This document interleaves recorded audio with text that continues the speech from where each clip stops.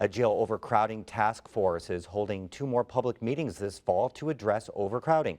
It's a well-documented problem, and a Central Indiana sheriff says a state law designed to keep low-level offenders out of state prisons is making it worse. Adam Pinsker reports.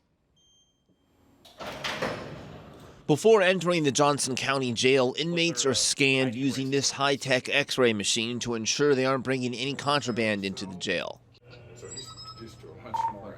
Once inside, every inmate's movement is monitored through this control room at all times. But even with all that technology, jailers can't detect what's going on inside the minds of these inmates. Jails should not be a location where you put people with mental health issues. There needs to be other treatment centers that these folks can go. Johnson County Sheriff Dwayne Burgess says he's seen more inmates with mental health issues enter his jail, and the issue is taxing jail deputies and medical professionals who work in this facility, originally constructed in the 1970s, and now has capacity for 322 inmates. We've been as high as 458, and we have struggled with those numbers for the last few years. Sheriff Burgess says another issue contributing to the overcrowding stems from a bill passed 5 years ago that directs low-level, nonviolent offenders be housed in county jails rather than the state facilities, so-called Level 6 inmates. The State Department of Correction reimburses counties $37.50 per Level 6 inmate.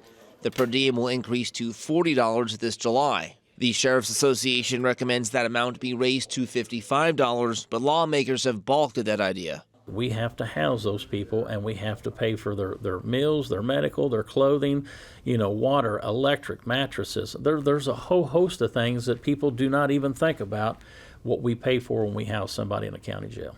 Just to give you an idea of how bad the jail overcrowding is here in Johnson County, you can see some inmates are having to sleep on the floor. Now, the sheriff is addressing this issue. They're planning a 258-bed expansion of the jail starting this winter, but adding beds isn't the only solution to the problem. If it's a nonviolent crime or somebody's 2 or 3 days from their sentence being finished, yes, we've gone to judges to work with us to try to decrease that level. No violence, no weapon, and the bail. Earlier this year, the state legislature assembled a bipartisan task force to find longer-term solutions for jail overcrowding. Lawmakers say they've heard the same concerns from county sheriffs all over the state. I've heard from different folks that, our jails are serving as detox centers.